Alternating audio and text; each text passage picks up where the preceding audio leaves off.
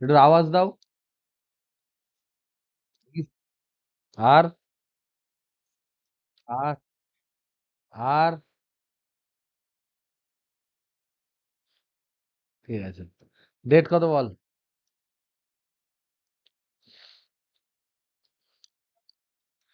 29/3/24। সময় কিন্তু ফটাফট চলে যাচ্ছে। তা আমরা আমরা আগের দিন পড়েছিলাম তড়িৎ ক্ষেত্র, পড়ছিলাম সেকেন্ড চ্যাপ্টার পড়ছিলাম। সেকেন্ড চ্যাপ্টারে আমরা গাউসের উপপাদ্য পড়ছিলাম, পড়ছিলাম তো গাউসের উপপাদ্য। এই গাউসের উপপাদ্যের কনসেপ্ট আমরা বুঝছিলাম। সেখানে দুটো তিনটে প্রমাণ বাকি ছিল, আর তোমার আরো কিছু ক্ষেত্র বাকি ছিল, কিছু শর্ট কোশ্চেন বাকি আছে। তো আজকের ক্লাস আজকের ক্লাস প্লাস তোমাদের সানডে সানডে তোমাদের যদি আমি এই 1টা 30 যেটা PM ক্লাস, তোমাদের টাইম, নর্মাল টাইম, এই নর্মাল টাইম যদি অনলাইনে নিয়ে অসুবিধা আছে?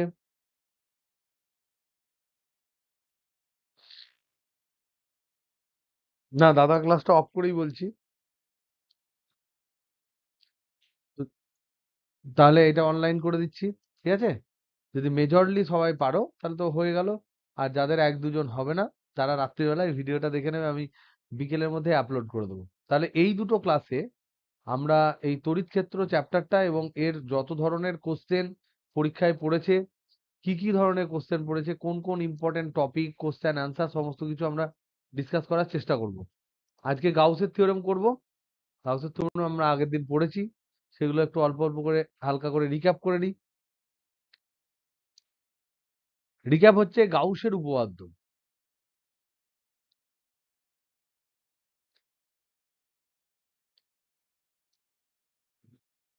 গস থিওরেম।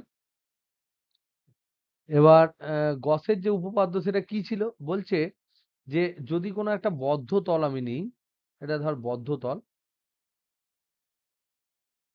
সেই বদ্ধ তলের ভেতরে কোনো আধান ধরে নাও এখানে আছে, কিছু আধান Q1, Q2, Q3, এই তিনটে আধান আছে। কেউ ধরো বাইরে আধান আছে কোনো একটা Q4, এগুলো সব বিন্দু আধান। এই বিন্দু আধান, এই বদ্ধ তলের নাম যদি এস বদ্ধ তল হয়, তাহলে বলছে এই বদ্ধ তলের মধ্যে দিয়ে মোট যে তড়িৎ ফ্লাক্স যাবে বাইরের দিকে, মোট তড়িৎ ফ্লাক্স যেগুলো বাইরের দিকে বেরোবে, টোটাল মোট তড়িৎ ফ্লাক্স যেগুলো বেরোবে, সেই তড়িৎ ফ্লাক্সের পরিমাণ কত? মোট নির্গত তড়িৎ ফ্লাক্স,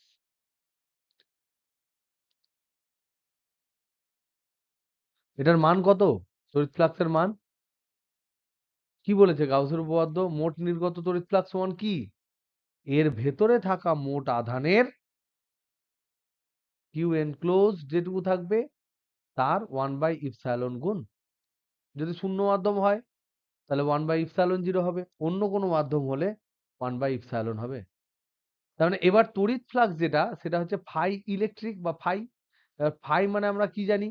যদি ধরে নাও ডি ফাই, যদি আমরা বলি ছোট্ট একটু ফ্লাক্স, এই যে জায়গায়, এই যে ধরো বদ্ধ তলের একটা ছোট্ট অংশ যদি আমরা নিই, এরকম একটা বদ্ধ তল আছে, তার ছোট্ট একটা অংশ আমরা এখানে নিলাম, যার এরিয়া হচ্ছে ডিএস। তাহলে এই পয়েন্ট থেকে ডিএস এর ডাইরেকশন এইদিকে হবে। আর ধরে নাও এইখানে আধানটা আছে, কিউ আধান আছে, তাহলে কিউ আধান যদি থাকে তাহলে এই বিন্দুতে তড়িৎ ক্ষেত্র কিউ আধানের জন্য কোন দিকে হবে? এই বরাবর হবে তড়িৎ ক্ষেত্র। তাহলে ই এবং ডিএস এর মধ্যবর্তী কোণ যদি থিটা হয়, তাহলে এই যে ছোট্ট ডিএক্স অংশ, সেই ডিএস অংশের মধ্যে দিয়ে যে পরিমাণ ফ্লাক্স বেরোবে, তার ফর্মুলা কি হবে? তাহলে ডিএস তলে নির্গত ফ্লাক্স কত হবে, তড়িৎ ফ্লাক্স কত হবে? ডি ফাই সমান কত হবে?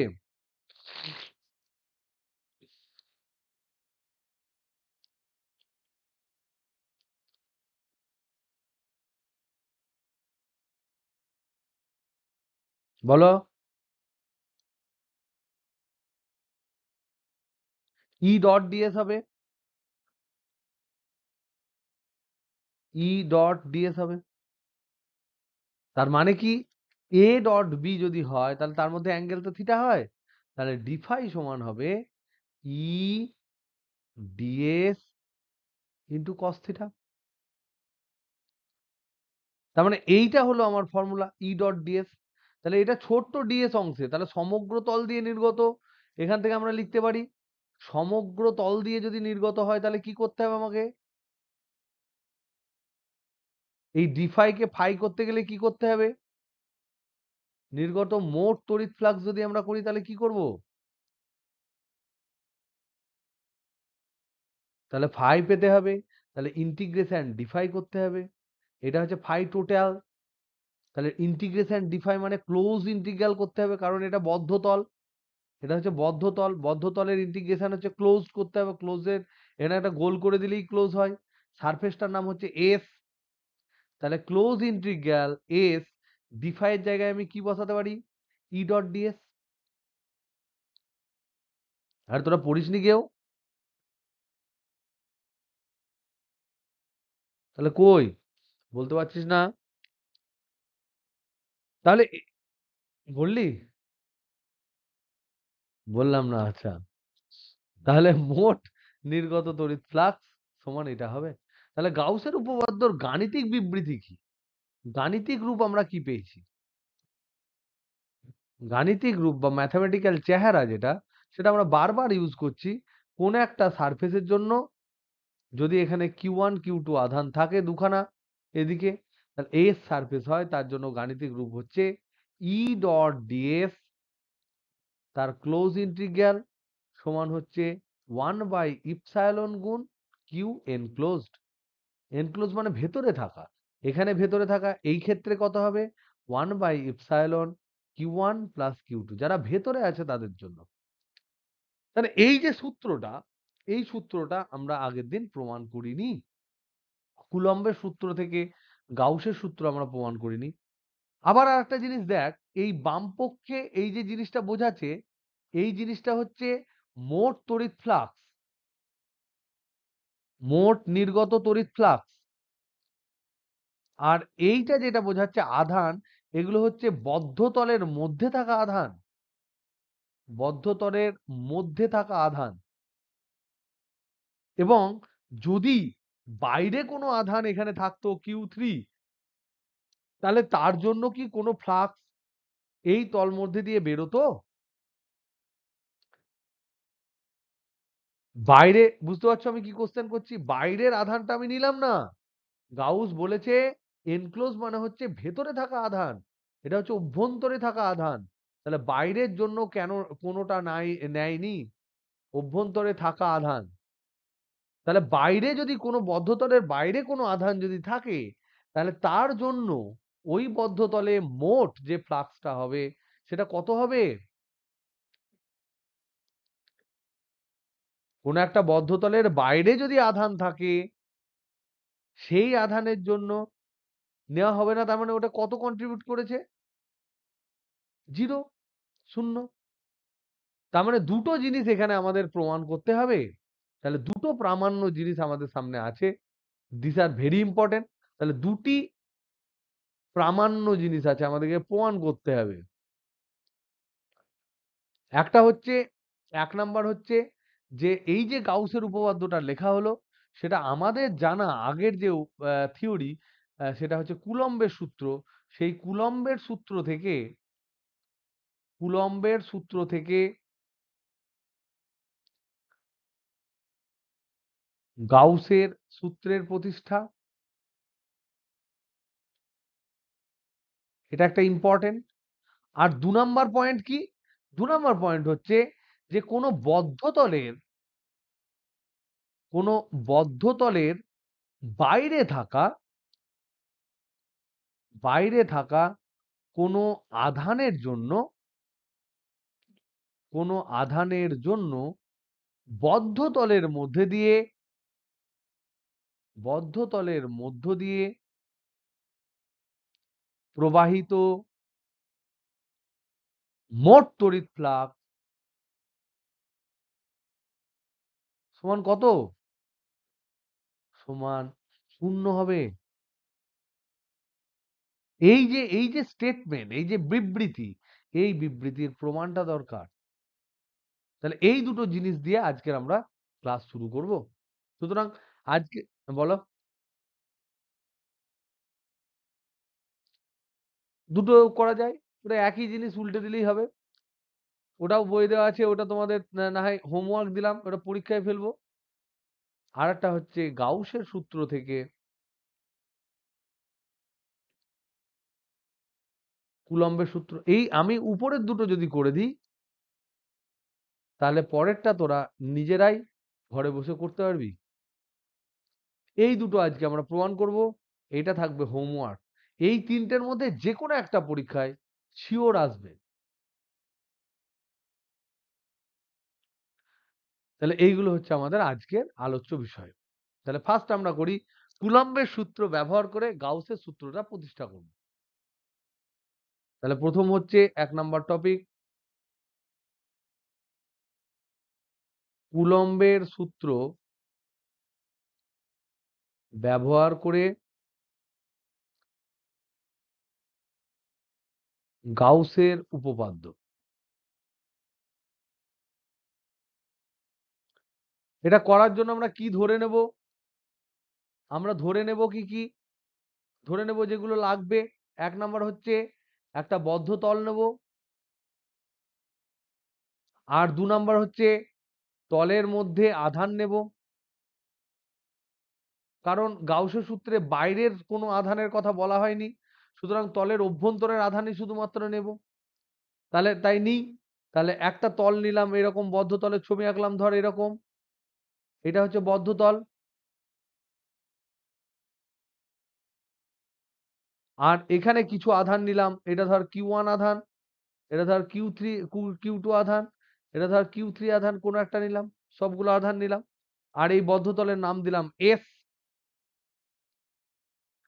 এবার এবার আমরা যেটা করব, আমরা এই যে এই যে আহ, এই যে তোর আধান Q1 এর জন্য এই তল বরাবর কত ফ্লাক্স হয় সেটা আমরা দেখার চেষ্টা করব। Q2 এর জন্য কত হয় দেখার চেষ্টা করব। Q3 এর জন্য কত ফ্লাক্স হয় দেখার চেষ্টা করব। নিয়ে যোগ করব ফ্লাক্স গুলোর পরিমাণ। যোগ করে আমরা দেখার চেষ্টা করব যে সেটা আসে কিনা 1/ইপসাইলন into Q1 plus Q2 plus Q3। তাহলে আমরা বলতে পারি তিনটে আধানের জন্য যদি আসে, তাহলে অভ্যন্তরে যত আধান আছে সবারই যোগফল ইন্টু 1/ইপসাইলন হবে মোট তড়িৎ ফ্লাক্স। তাহলে প্রথম আমরা ক্যালকুলেট করব। তাহলে আমাদের স্টেপ কি? স্টেপ 1 হচ্ছে আমরা Q1 আধানের জন্য মোট ফ্লাক্স আমরা বার করব। সেটা করার জন্য আমরা কি করব? আমরা Q1 থেকে R1 দূরত্বে একটা বদ্ধ তল নেব। ধরে নে সাপোজ এইদিকে একটা নিচ্ছি, এইদিকে নিচ্ছি না। সাপোজ ধরে নে কোনো একটা দিকে যদি বেরিয়ে আছে বাইরের দিকে, সেদিকে নিচ্ছি। সাপোজ দাঁড়াও,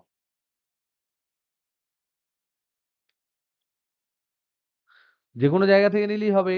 তা এইখানে আমি Q1 টা নিচ্ছি ধর, আর এইখানে ধর তলটা নিচ্ছি। তাহলে দেখো, এইখানে আমি ছোট্ট একটা তল নেব DS। DS তল নিলে এখান থেকে এই যে তোমার তড়িৎ ক্ষেত্র, এখান থেকে কোন দিকে বেরোবে? তড়িৎ ক্ষেত্র তো আমরা জানি একদম রেডিয়াল ডাইরেকশনে হয়। তড়িৎ ক্ষেত্রটা পুরোপুরি রেডিয়াল ডাইরেকশনে হয়। এটা কি জানো না জানো না? কোনো একটা আধানের উপর এখানে যদি তড়িৎ ক্ষেত্র জানতে চাই, তাহলে কত আধান দেবো আমি এখানে? +1 আধান দেবো। তাকে ঠেলবে কোন দিকে? একদম অক্ষ বরাবর ঠেলে দেবে, রেডিয়াস বরাবর ঠেলে দেবে। তড়িৎ ক্ষেত্র নিয়ে কোনো ঝামেলা নেই। কিন্তু এই যে ডিএস, এই ডিএস এর ডাইরেকশন তলটা যদি এরকম বাঁকা হয়, ডিএস হয়তো দেখা গেল এইদিকে হতে পারে। কথার কথা বলছি, কথাটা বোঝা গেল? তল কিন্তু বাঁকা হতে পারে, কিন্তু তড়িৎ ক্ষেত্র কোন একটা বিন্দুতে আধান যেটা আছে, আর যে বিন্দুতে আমি ক্যালকুলেট করছি সেই দুটো বিন্দু সংযোজী রেখা বরাবরই হবে। বহির্মুখী তখনই হবে যদি মাদার চার্জটা পজিটিভ হয়, অন্তর্মুখী তখন হবে যদি মাদার চার্জটা নেগেটিভ হয়। এটা যদি নেগেটিভ হতো তাহলে নিচের দিকে হতো ইলেকট্রিক ফিল্ড। এটা পজিটিভ ধরছি ধর, তাহলে বাইরের দিকে হলো একদম ব্যাসার্ধ বরাবর। আর এদের মধ্যবর্তী এই যে কোণটা আছে, এই কোণটা আমরা ধরে নিচ্ছি থিটা। তাহলে বলো, এই যে ডিএস তলে ডিএস অংশে তড়িৎ ফ্লাক্স কত?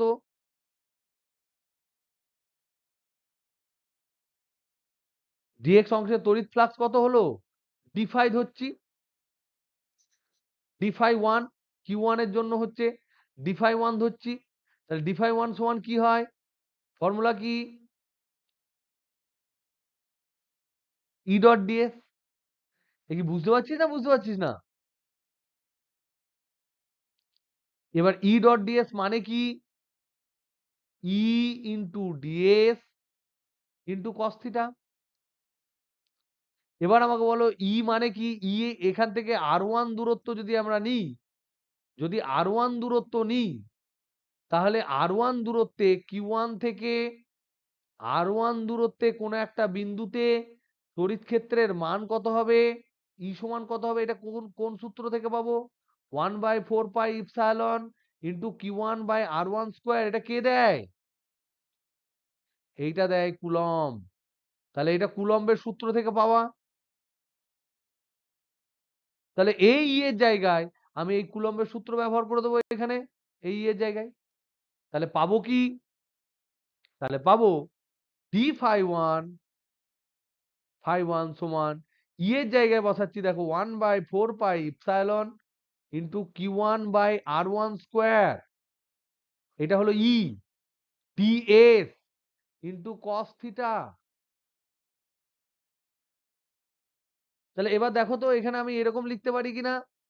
Q1/4 pi epsilon into DS cos theta by R1 square.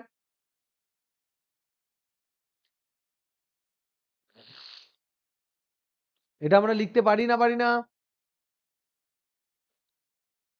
এটা তোমার কি পরিচিত, কোনো পরিচিত জিনিসের সাথে মনে পড়ছে? কে বললেন? কে বললেন? কে? Very good. এইটা হচ্ছে ধরে নাও সারফেস এই বরাবর ডিএস ভেক্টর, আর এই বরাবর যে ভেক্টরটা বেরিয়েছে এন ক্যাপ। তাহলে এইটা যদি ডিএস এরিয়া হয়, তাহলে এখানে এটা কি কোণ উৎপন্ন করে? আগের দিন পড়েছি না পড়িনি এটা? এটা ঘন কোণ উৎপন্ন করে ডি ওমেগা। তাহলে এই ঘনকোণের মান কত? এটা যদি থিটা হয়, আমরা জানি ডি ওমেগা সমান DS cos theta by R square. এখানে আর এর মান হচ্ছে R1, তাহলে R1 স্কোয়ার। তাহলে এটা ডি ওমেগা হবে। তাহলে দেখো Q1 by 4 pi epsilon into D omega, এটা হচ্ছে ঘনকোণ।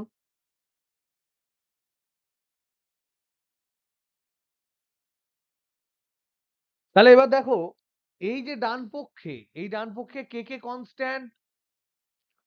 Q1 আধান কনস্ট্যান্ট, 4 পাই চিরকাল কনস্ট্যান্ট, ইপসাইলনও কনস্ট্যান্ট। তাহলে ভেরিয়েবল কে?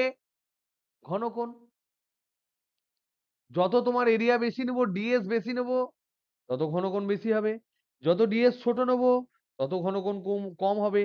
এবার বলো তো দেখি মোট ঘনকোণের মান কত? আগের দিন করেছিলাম একটা আধানের চারিদিকে মোট ঘনকোণ কত হতে পারে? এই যে ঘনকোণের সর্বোচ্চ মান কত হতে পারে? 4 পাই হতে পারে তো? তাহলে এই যে ডিফাই, এই ডিফাইটা কি? এই ডিফাইটা হচ্ছে Q1 আধানের জন্য, Q1 আধানের জন্য ডিএস তলের মধ্য দিয়ে মোট তড়িৎ ফ্লাক্স। এবার যদি আমি বলি Q1 আধানের জন্য সমগ্র তল দিয়ে মোট তড়িৎ ফ্লাক্স, তাহলে এটা ইন্টিগ্রেশন হবে না হবে না? একটু আওয়াজ ফাওয়াজ দাও। হবে তো? তাহলে এই একই স্টেটমেন্টকে আমরা একটু জাস্ট এনলার্জ করছি, বলছি Q1 আধানের জন্য, Q1 আধানের জন্য এস বদ্ধ তলে সমগ্র তল বরাবর সমগ্র তল দিয়ে অতিক্রান্ত মোট তড়িৎ ফ্লাক্স সমান কত হবে? ফাই ওয়ান সমান হচ্ছে ইন্টিগ্রেশন ডি ফাই ওয়ান সমান হচ্ছে দেখো Q by four pi Q one by four pi epsilon naught পড়ে থাকলো ইন্টিগ্রেশন অফ ডি ওমেগা। এবার ডি ওমেগার মোট ইন্টিগ্রেশন কত হয়? এটা হয় ফোর পাই। তাহলে বসিয়ে দাও। তাহলে Q one by four pi epsilon into four pi. তাহলে কত হলো? এখানে ফোর পাই কেটে গেল, পড়ে থাকলো কত?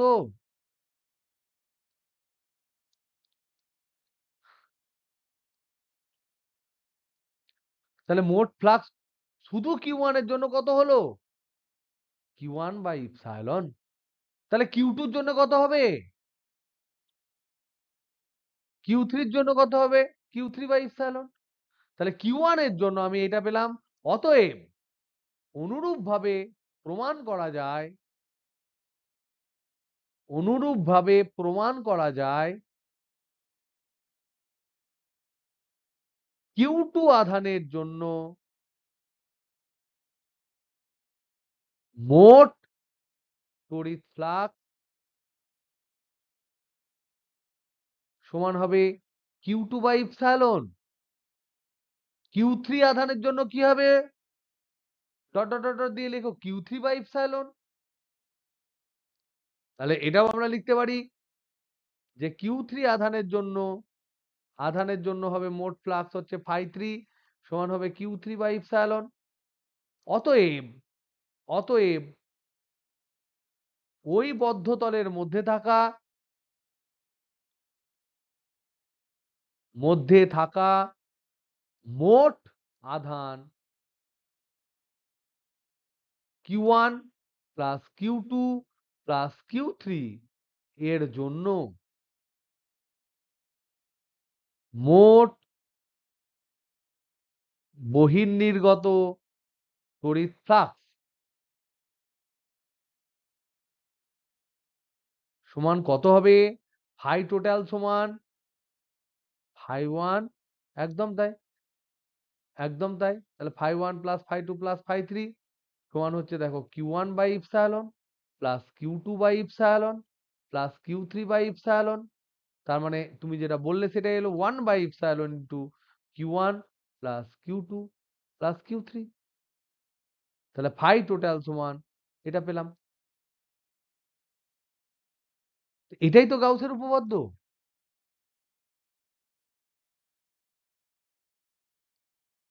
এটাই গাউসের উপপাদ্য।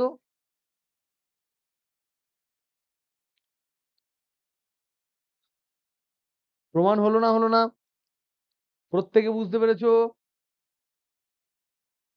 এই জিনিসই পরীক্ষায় পড়বে। এই জিনিস করতে পারলেই 3 নাম্বার। এই জিনিস এখন বুঝবে না, এখন প্র্যাকটিস করবে না, পরে কিন্তু তোমাদের প্রচুর চাপ হয়ে যাবে। বারবার বলছি, এখন থেকেই সিরিয়াস হয়ে যাও। ক্লাস 12 এর রেজাল্ট কিন্তু রিপিট করা যায় না। সারা জীবন বয়ে বেড়াতে হবে ওই রেজাল্ট। ওকে, এরপর হচ্ছে প্রমাণ 2। 2 নম্বর প্রমাণ কি ছিল? বলো দেখি একজন। কার বাইরে থাকা? বদ্ধতলের বাইরে থাকা কোনো আধানের জন্য ওই বদ্ধতলে মোট তড়িৎ ফ্লাক্স শূন্য হবে। প্রমাণ করি। তাহলে প্রমাণ 2 এর বিবৃতি কি ছিল? বিবৃতি ছিল বদ্ধতলের বাইরে থাকা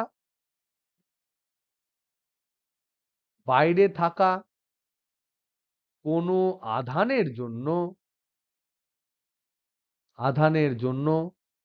বদ্ধতলে মোট অতিক্রান্ত তড়িৎ ফ্লাক্স শূন্য হবে।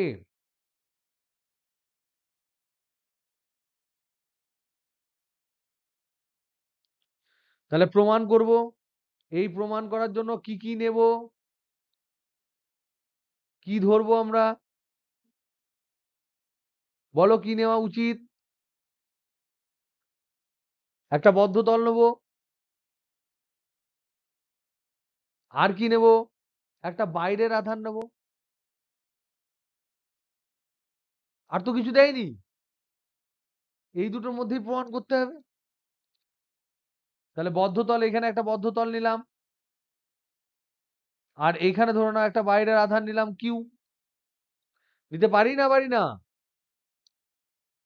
কি হে?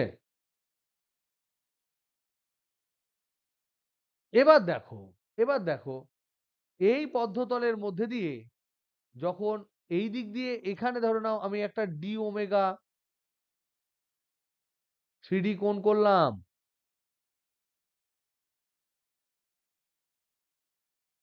ডি ওমেগা একটা ঘন কোণ করলাম, ঘন কোণ, যে ঘন কোণটা এখানে একটা এরিয়া তৈরি করলো যার নাম হচ্ছে DS1, আর এখানে একটা এরিয়া তৈরি করলো যার নাম হচ্ছে DS2। হতে পারে না পারে না? প্রত্যেকে সহমত, হ্যাঁ কি না? ওকে, ঠিক। এবার দেখো, এই পয়েন্টে তড়িৎ ক্ষেত্র কোন বরাবর হবে? এই বরাবর হবে। তড়িৎ ক্ষেত্র নিয়ে তো কোনো চাপ নেই, ও একদম ব্যাসার্ধ বরাবর হবে। এই তড়িৎ ক্ষেত্রটা আমরা ধরলাম E1 ভেক্টর, আর এই পয়েন্টেও তড়িৎ ক্ষেত্র এই বরাবর হবে, এটাকে ধরলাম আমরা E2 ভেক্টর। প্রত্যেকে বুঝতে পারছো? আঁকার মধ্যে গন্ডগোল করলে কিন্তু হবে না। ক্লিয়ার? এবার দেখো, এই তলটা এই দিকে বেঁকে আছে, তাহলে তলের ক্ষেত্রফল তলের দিক কোন দিকে হবে? এই বরাবর। তল সবসময় বাইরের দিকে হয়, এটার নাম দিলাম DS1, দিতে পারি। আর এর ধরে নাও তল কোনো ক্রমে আমি ধরলাম এই দিকে আছে, কথার কথা ধরলাম DS2, তলটা ধরে এইভাবে বেঁকে আছে।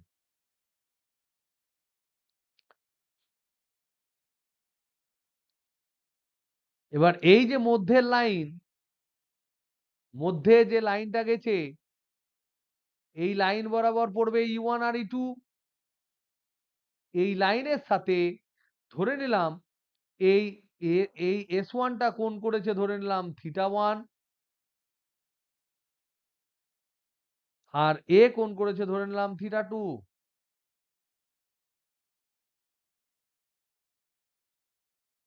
বুঝতে অসুবিধা হলো না সুবিধা হলো?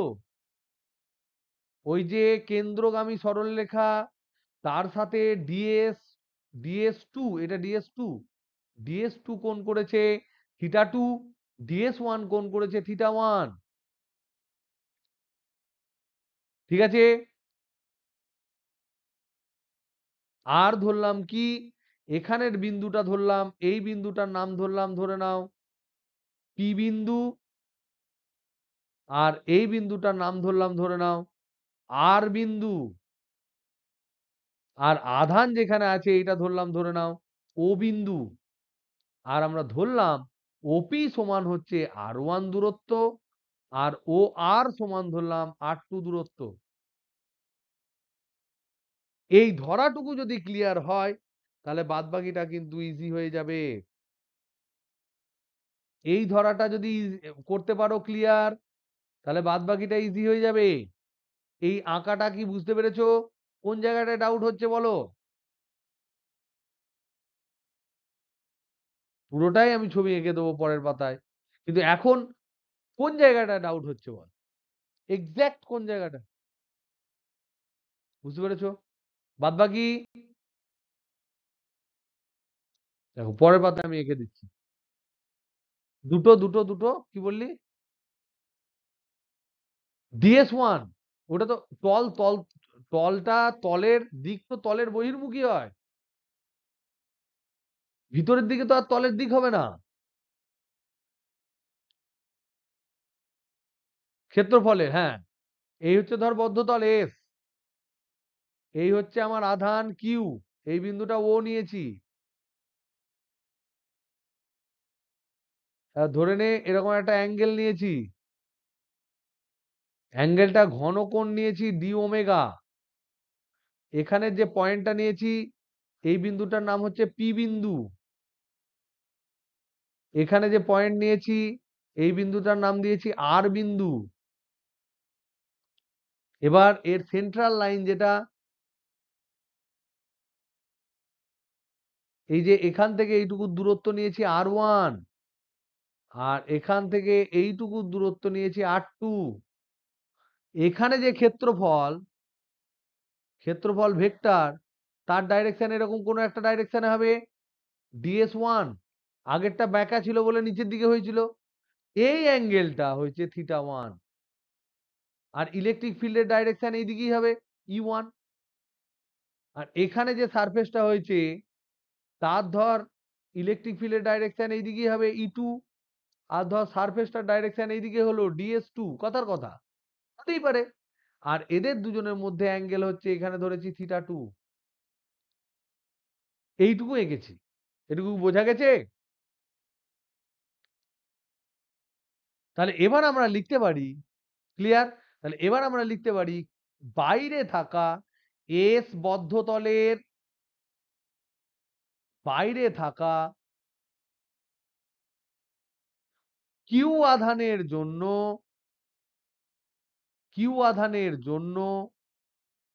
ডি ওমেগা ঘনকোণে মোট তড়িৎ ফ্লাক্স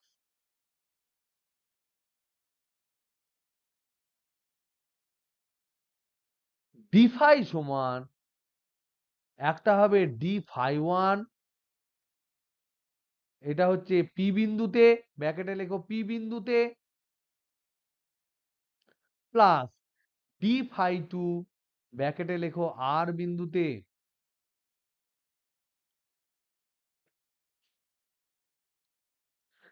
ক্লিয়ার না ক্লিয়ার নয়?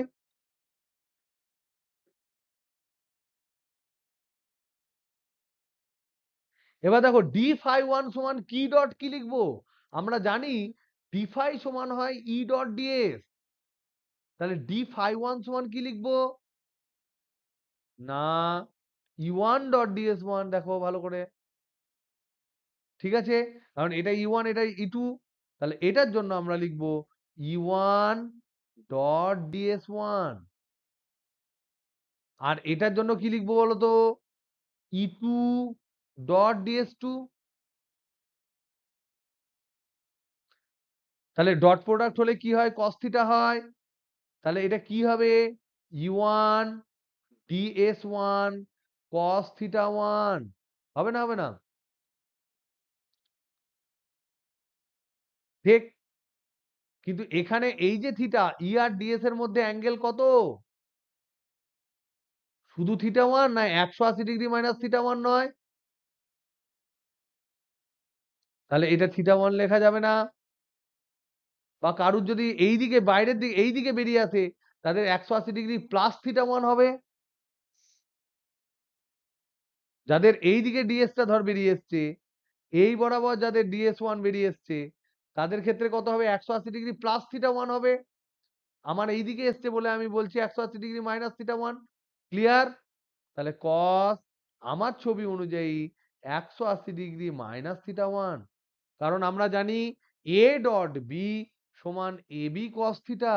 থিটা হচ্ছে এ এবং বি এর মধ্যবর্তী কোণ। এখানে E dot DS one, E one dot DS one মানে E one DS one cos angle E one vector এবং ডিএস ওয়ান ভেক্টরের মধ্যবর্তী কোণ। এবার এই যে মধ্যবর্তী কোণ, সেই মধ্যবর্তী কোণ কিন্তু হচ্ছে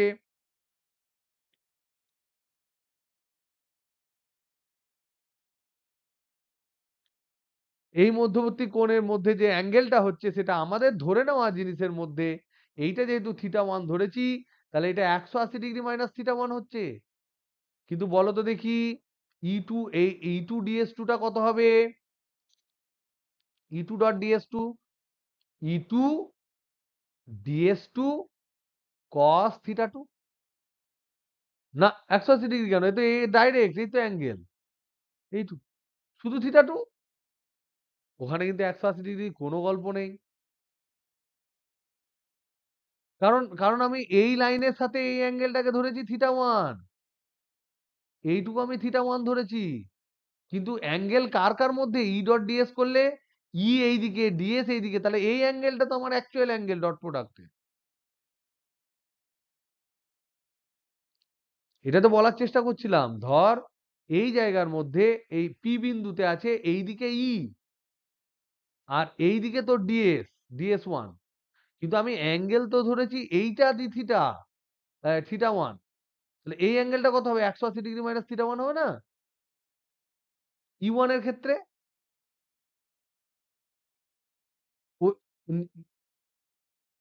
থিটা ওয়ান কেন হতো? তাহলে হতো 180 ডিগ্রি প্লাস থিটা ওয়ান।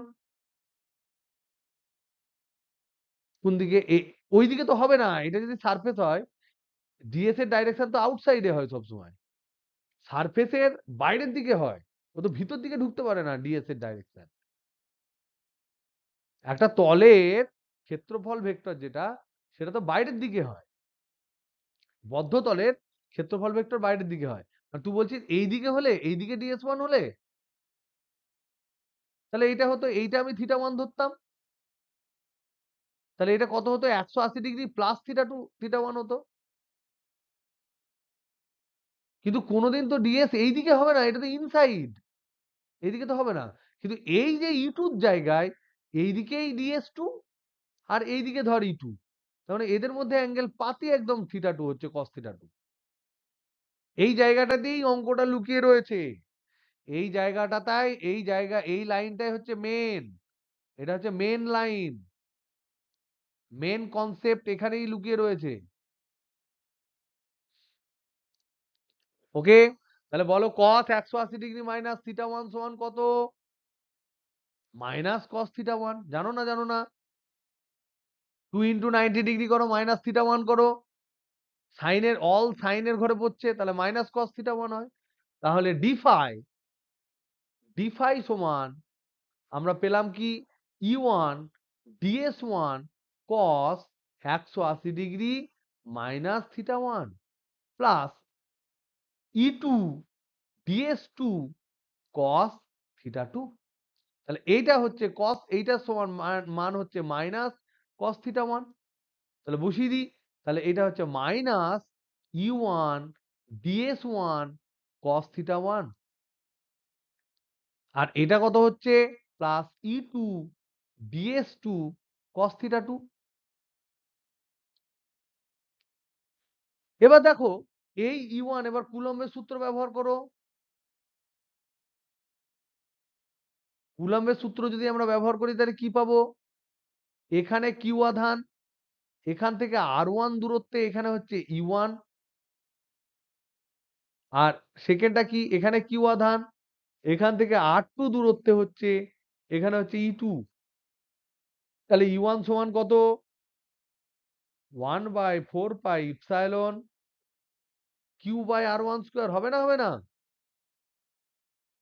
ই টু সমান কত হবে? 1/4 pi epsilon Q by R two square হবে। দিই এইগুলো বসিয়ে, এই যে দুটো ফর্মুলা পেলাম কুলম্বের সূত্র থেকে, এই দুটো এখানে, এটা এখানে বসিয়ে দিই, তাহলে কত পাই দেখি? তাহলে ডিফাই সমান মাইনাস ই ওয়ান আছে তার জায়গায় 1/4 pi epsilon Q by R one square E one into DS one into cos theta one plus 1/4 pi epsilon Q by R two square into DS two into cos theta two.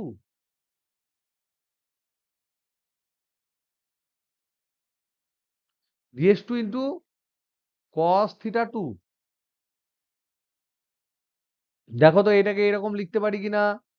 Minus Q by 4 pi epsilon into DS one cos theta one by R one square plus Q by 4 pi epsilon into DS two cos theta two by R two square. এগুলো কি পরিচিত কিছু মনে হচ্ছে?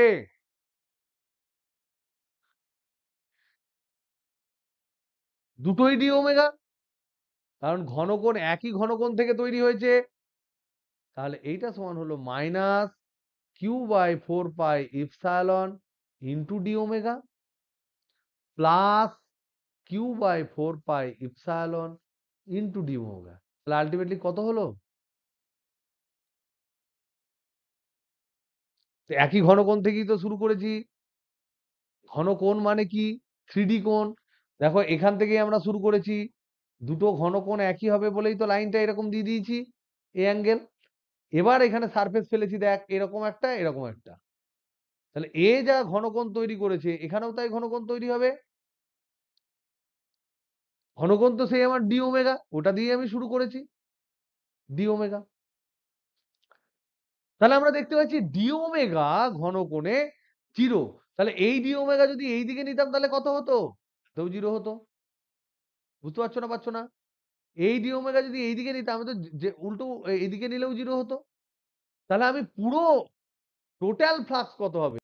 0 integration, তাহলে 0ই হবে। তাহলে মোট ফ্লাক্স, তাহলে ডি ওমেগা ঘনকোণের জন্য মোট ফ্লাক্স সমান 0। অতএব সম্পূর্ণ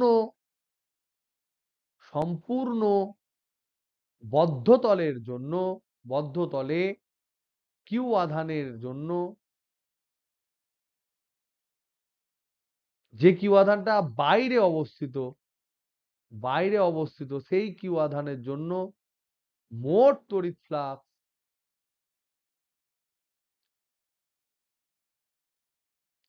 সমান 0 হবে।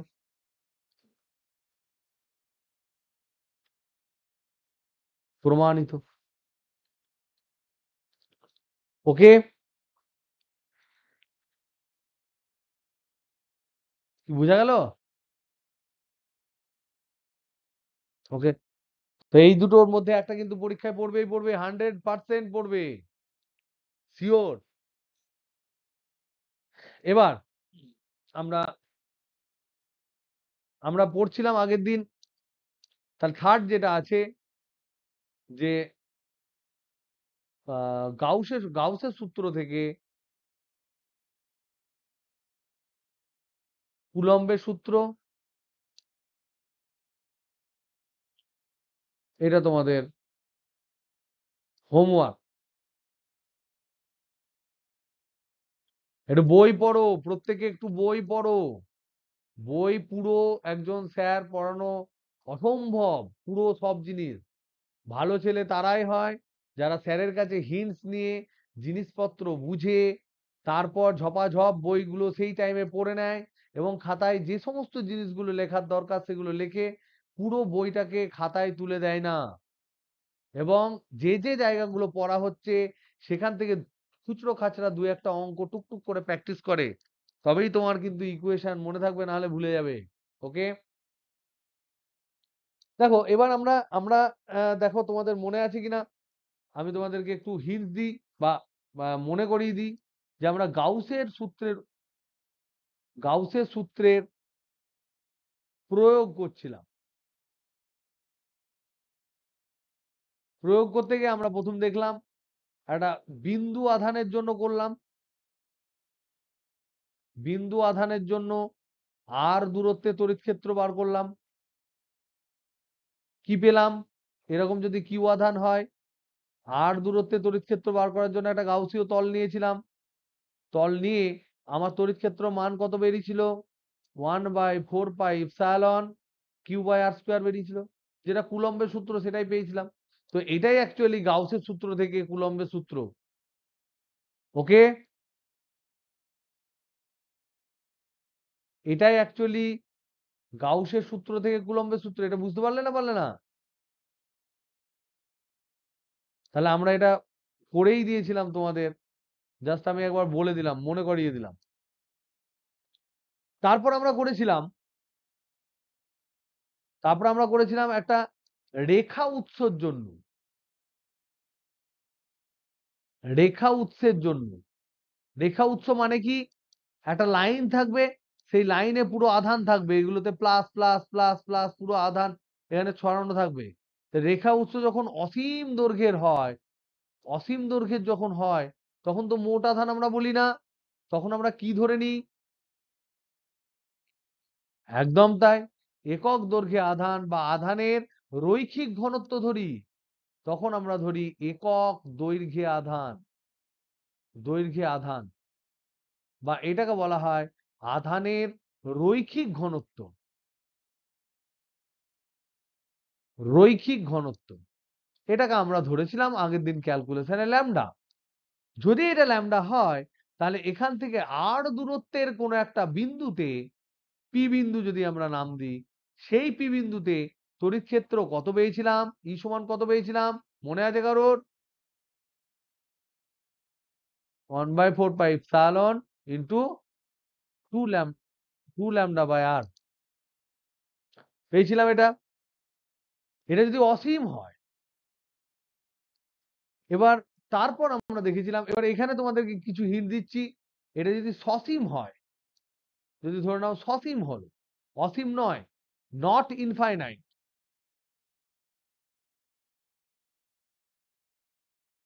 মানে এরকম যদি হয়, ধরে নাও এরকম লাইন বরাবর আধান আছে,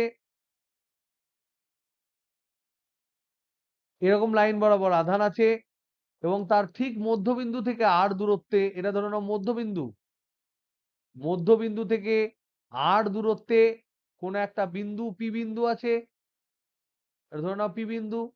এই পি বিন্দুতে তড়িৎ ক্ষেত্র যেটা হবে, সেই তড়িৎ ক্ষেত্র এই ডাইরেকশনে হবে এবং এই তড়িৎ ক্ষেত্রের মান ই, যদি ওর একক দৈর্ঘ্যে চার্জ ধরে নাও ল্যামডা হয়, এবং এখানে এই অ্যাঙ্গেলটা যদি ওর থিটা হয়, এদিকের অ্যাঙ্গেল যদি এর থিটা হয়, দুদিকেই যদি সুষম অ্যাঙ্গেল করে, তাহলে ফর্মুলা হচ্ছে একই 1/4 পাই ইন্টু 2 ল্যামডা বাই আর, তার সাথে একটা সাইন থিটা গুণ হয়ে যায়। এটা গাউসের উপপাদ্য থেকে নয়, এটা কুলম্বের সূত্র থেকে প্রমাণ করা যায়। এটা কুলম্বের সূত্র থেকে প্রমাণ করা যায়।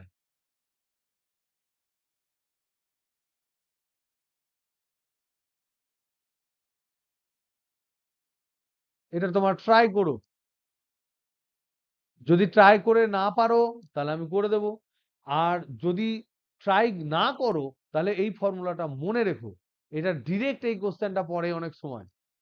ওকে, তাহলে এইটা কিন্তু আমাদের গাউসের সূত্র প্রয়োগ নয়, কিন্তু এটা যেহেতু আমার মনে পড়লো ইম্পর্টেন্ট, সেই জন্য আমি এটা বলে দিলাম। এরপর তোমাদের যদি মনে থাকে, দেখবে আমরা 3 নম্বরে কি করেছিলাম, একটা অসীম, হ্যাঁ অসীম তল নিয়েছিলাম। সেই তলটা কখনো হয়েছিল যে একটা ধাতুর উপর অসীম তল বরাবর তোমার আধান ছড়ানো আছে, আধান বন্টন করা আছে সুষমভাবে। তো আমরা বলেছিলাম এই যে তল, এই তলটা হতে পারে ধাতব তল হতে পারে, বা এটা আধানেরই চাদর হতে পারে, আধানের চাদর হতে পারে, মানে কি অধাতু হতে পারে। এবার ধাতু হলে স্পেশাল কি হয়? ধাতু হলে হ্যাঁ, ওর উপরে আধান থাকে, একদম তাই, উপরে আধান থাকে। আর যতই তুমি ধাতুকে পাতলা করো না কেন, তার ভেতরে যে থিকনেস থাকবে, সেটাকে যদি জুম করে দেখো, তাহলে এর ভেতরে তড়িৎ ক্ষেত্র হবে শূন্য। আর আধান যেগুলো তুমি বসাবে, সেগুলো এই দিকে থাকবে, উপরে থাকবে। তো তার জন্য আমরা ক্যালকুলেট করে দেখেছিলাম তড়িৎ ক্ষেত্র হয় কত। এইদিকে যদি আধান থাকে, তাহলে আমার কি করতে হয়েছিল ধাতুর ক্ষেত্রে? সিগমা বাই ইপসাইলন হয়েছিল না হয়নি? ধাতু না অধাতু দেখো ভালো করে। আর অধাতুর ক্ষেত্রে যেটা হয়েছিল, শুধু এটা আধান, শুধু আধান এখানে আছে ধরে নাও, এরকম আধান আছে ধরে নাও এখানে, তখন এইটাকে ঘেরার জন্য আমার দুই দিকে পিল বক্স লেগেছিল, এইদিকে একটা লেগেছিল আর এইদিকে একটা বসাতে হয়েছিল।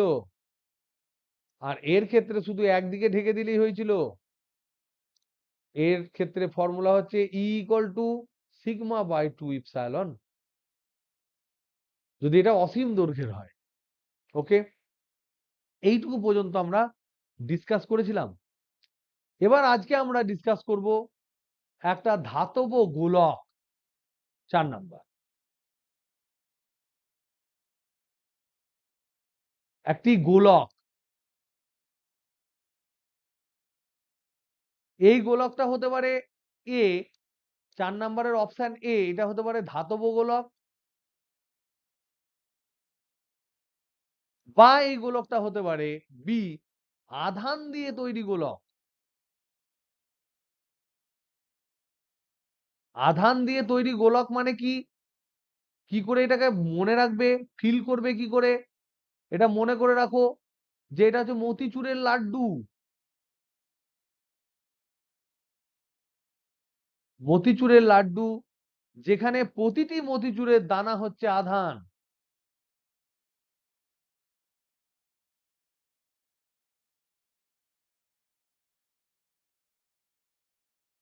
দানা হলো আধান। তাহলে আধান দিয়ে তৈরি, আধান দিয়ে তৈরি গোলক বুঝতে পারলে কি বলছি?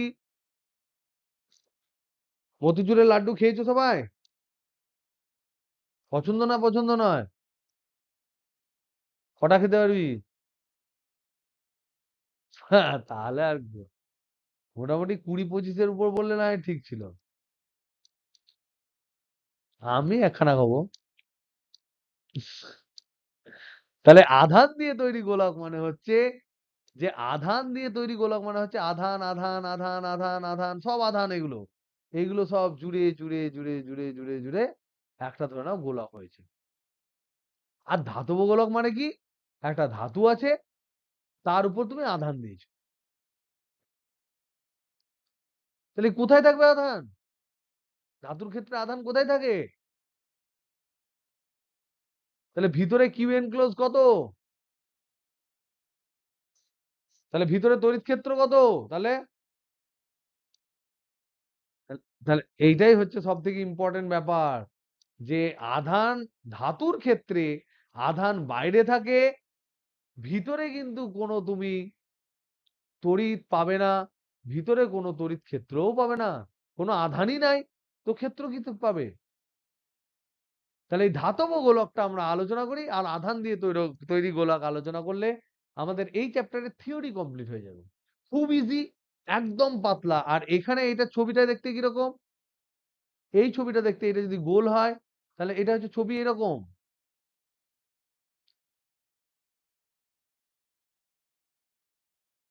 এরকম সুষম ভাবে বন্টন।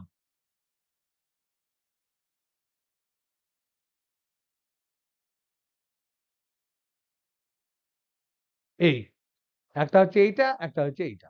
তাহলে প্রথমে ধাতব গোলক করি, তাহলে মনে করি, তাহলে এ হচ্ছে আহিত ধাতব গোলক, আহিত ধাতব গোলক। তাহলে আমরা এখানে কি কি ধরবো, মনে করব কি কি, মনে করি আর ব্যাসার্ধের গোলক,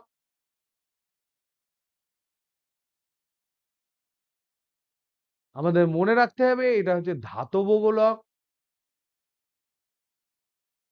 আর আমাদের মনে করতে হবে কিউ আধান আহিত করা হয়েছে।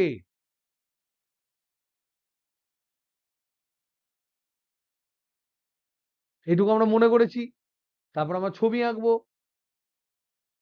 ছবি এঁকে কি আঁকবো, একটা ধাতুর গোলক নেব, নিয়ে একটা এরকম নেব, আর ব্যাসার্ধ বসাবো, কিউ আধান দেব, আর সমস্ত পজিটিভ আধান যোগ যদি হয়, পজিটিভই ধরলাম ধর, তাহলে এগুলো হবে ধাতুর বাইরে। এখানে প্রথম কথা আমরা কি লিখবো, আমরা জানি, আমরা জানি ধাতুর আধান ধাতুর উপরিপৃষ্ঠে থাকে,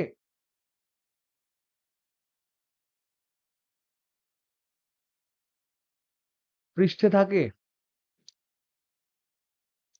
এবার আমাদের ক্যালকুলেশন কোন কোন জায়গায় করতে হবে, একটা করতে হবে অভ্যন্তরে,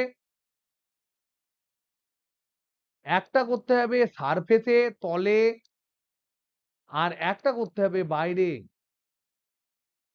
বুঝতে পারছো না? তিনটে জায়গায় ক্যালকুলেট করতে হবে, এটা বুঝতে পারছো না? একটা ভিতরে, একটা ওই বল যেটা আছে তার তলে, একটা হচ্ছে বলের বাইরে। কি বুঝতে পারছো না? তাহলে দেখো, তাহলে হচ্ছে অভ্যন্তরে।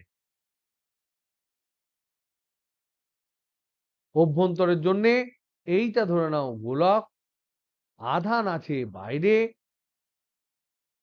কিউ আধান আছে বাইরে, আর এর ব্যাসার্ধ হচ্ছে আর। আর আমি ধরে নাও অভ্যন্তরে কোথাও একটা ক্যালকুলেট করব, যার ব্যাসার্ধ হচ্ছে ধরে নাও ছোট হাতের আর। এইটা হচ্ছে আমার গাউসীয় তল।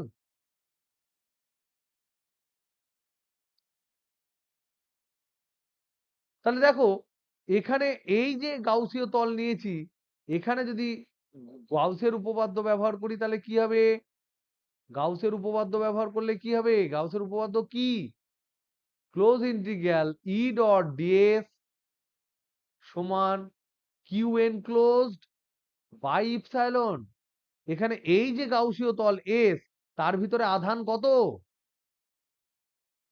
এই আধানটা কত? এই বাইরে আধান কিউ, এইটুকুর মধ্যে আধান কত? কত? কিউ আধান হবে? বাইরে আছে তো ওটা। এইটুকুর মধ্যে আধান কতটুকু হবে? এখানে তো কোনো আধান নাই। তাহলে কিউ এনক্লোজ সমান 0। যদি 0 হয় তাহলে আমরা এখান থেকে কি লিখতে পারি? ইন্টিগ্রেশন ই ডট ডিএস সমান 0। তাহলে আমরা লিখতে পারি ই ডিএস। আর এইদিকে দেখো ই এইদিকে হয় গোলের ক্ষেত্রে, ওই দিকেই ডিএস হয়। তাহলে ই ডিএস কস 0 ডিগ্রি সমান 0। তার মানে ই সমান হচ্ছে 0। তাহলে এখান থেকে আমরা কি পেলাম? ধাতুর অভ্যন্তরে, অভ্যন্তরে তড়িৎ ক্ষেত্র সর্বদা 0 হয়। তড়িৎ ক্ষেত্র সর্বদা 0 হয়।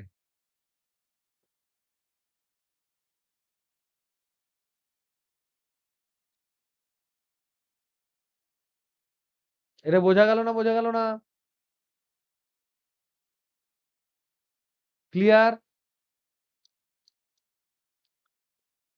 এটা হচ্ছে এবার হচ্ছে ধাতব পৃষ্ঠে, ধাতব গোলকের পৃষ্ঠে, মানে পিঠে, এইটা হচ্ছে তোমার গোলক। ওইখানে আধান আছে সারফেসে, ওই সারফেসেই আমি ক্যালকুলেট করব। তাহলে এখন এই কালোটাই আমার গাউসীয় তল। এখানে আমার এই দূরত্বটাও আর, গাউসীয় তলও আর। তাহলে এখানে গাউসের থিওরেম অনুযায়ী কি হবে? গাউসের উপপাদ্য অনুযায়ী কি হবে? গাউসের উপপাদ্য অনুযায়ী আমরা লিখব ই ডট ডিএস সমান কিউ এনক্লোজড বাই ইপসাইলন। এখানে বলো তো দেখি, এই ধাতুর উপরে থাকা আধান যদি কিউ হয়, তাহলে ধাতুর তলে থাকা আধানও কিউ।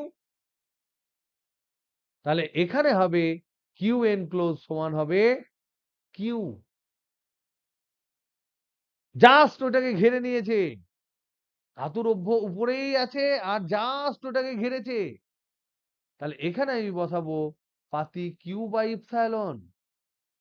আর এইদিকে কি বসাবো? একই গোলকের জন্য যা হয়, এখানে যদি সারফেস হয় দেখো এইদিকেই ই হবে, ওইদিকেই ডিএস হয়। তার মানে ই ডিএস কস 0 মানে কত? কস 0 ডিগ্রি মানে 1। তাহলে এবার ই তো কনস্ট্যান্ট, বাইরে বেরিয়ে গেল ইন্টিগ্রেশন ডিএস।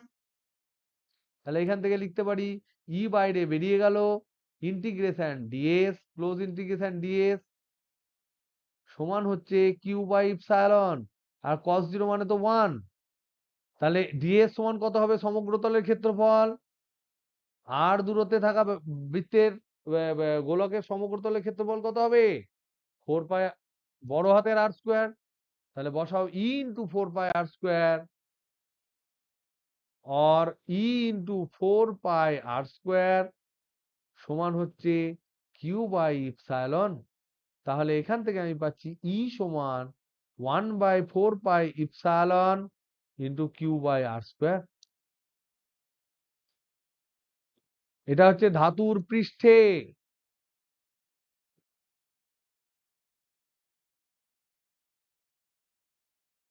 এবার বাইরে যদি ক্যালকুলেট করি, তাহলে দেখো এইটা হচ্ছে তোমার ধাতু, যার উপরে আধান আছে এখানে কিউ, যার নিজের ব্যাসার্ধ ছিল আর, এর বাইরে কোনো একটা পয়েন্টে আর দূরত্বে একটা বিন্দুতে তোমাকে ক্যালকুলেট করতে হবে। তাহলে এইটা হবে তোমার গাউসীয় তল।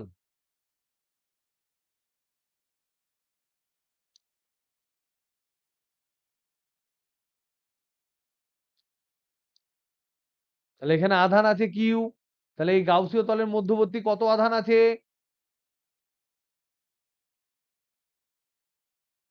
কিউ এনক্লোজ সমান কত হবে?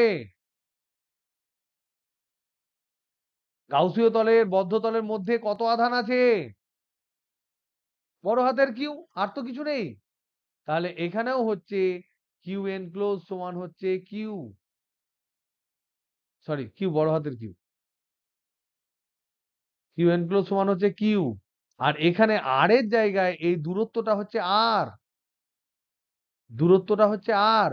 তাহলে এইটা ক্যালকুলেট করে দেখবে, ই সমান আসবে 1/4 pi epsilon Q by R square. তাহলে এটাকে সামারি করলে কি আসবে? সামারি করলে কি আসবে? আর ব্যাসার্ধের ধাতব গোলকের জন্য, আর ব্যাসার্ধের ধাতব গোলকে, ধাতব গোলকে কিউ আধান দিলে ই ইনসাইড, ই ইনসাইড সমান 0 হয়, 1 নাম্বার। 2 নাম্বার হচ্ছে ই সারফেস, সারফেসে যদি আমরা দেখি তাহলে পাবো 1/4 পাই ইপসালন কিউ বাই বড় হাতের আর স্কোয়ার। আর 3 নাম্বার হচ্ছে ই আউটসাইড যদি আমরা বলি, আউটসাইড যদি আমরা বলি তাহলে কত পাবো? 1/4 pi epsilon not Q by R square, যেটা হচ্ছে আর, হচ্ছে আর হলো কেন্দ্র থেকে দূরত্ব, কেন্দ্র থেকে দূরত্ব, সেটা হচ্ছে আর। এটা হচ্ছে সামারি। তাহলে এটা ছবি আঁকলে কেমন হবে? এটা ছবি আঁকতে পারবে কেউ? তাহলে সামারি যেটা আমরা করলাম, এই সামারিটা ইন পিকচার কি হবে? ইন গ্রাফ, গ্রাফ প্লট করলে কেমন দেখতে হবে? তাহলে এইটা হচ্ছে ধরে নাও তোমার, এইদিকে হচ্ছে কেন্দ্র থেকে দূরত্ব, এটা এক্স অক্ষ হচ্ছে কেন্দ্র থেকে দূরত্ব আর, এইটা হচ্ছে ধরে নাও কেন্দ্র, আর এইটা ধরে নাও ধাতুর গোলক, এইটা ধরে নাও ধাতব গোলক, যার ব্যাসার্ধ হচ্ছে এইটা হচ্ছে আর। তাহলে এইটুকু, এইটুকু অংশ হচ্ছে অভ্যন্তর, এটা হচ্ছে অভ্যন্তর, আর এটা হচ্ছে বাহির, বাইরে। তাহলে অভ্যন্তরে তড়িৎ ক্ষেত্র কত? এই অক্ষে যদি তড়িৎ ক্ষেত্র বলা হয়, ই বলা হয়, অভ্যন্তরে তড়িৎ ক্ষেত্র কত? হঠাৎ করে দেখো এটা হচ্ছে সারফেস, এটা হচ্ছে তল, তাহলে তলে হঠাৎ করে একটা তড়িৎ ক্ষেত্র পাচ্ছি, তারপর 1/r² আকারে এটা পড়ে যাচ্ছে। তাহলে এটা প্রপোর্শনাল টু 1/r², আর এখানে হচ্ছে 0। তাহলে তলে সব থেকে বেশি, যার মান হচ্ছে, এই মানটা হচ্ছে তোমার কত তলে? 1/4 pi epsilon Q by R square. এটা হচ্ছে তলে সর্বোচ্চ।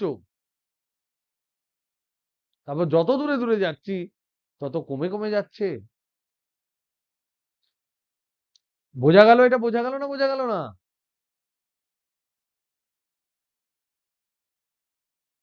তাহলে নেক্সট ডে আমরা প্রথম আলোচনা করব ধাতু দিয়ে তৈরি, সরি ধাতু দিয়ে নয়, আধান দিয়ে তৈরি, আধান দিয়ে সুষমভাবে তৈরি গোলকের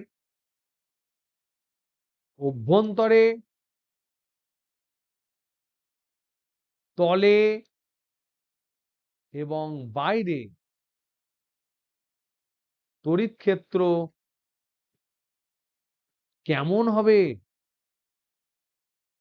এইটা দিয়ে আমরা ফার্স্ট ডিসকাস করব। করার পর আমরা পরের দিন প্রবলেম করব প্রচুর, যতটা পারা যায় প্রবলেমস করব। মনে রাখবে নেক্সট ক্লাস হচ্ছে সানডে,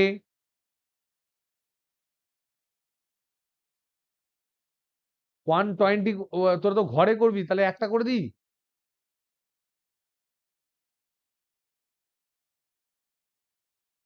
তাহলে 120 থাক PM।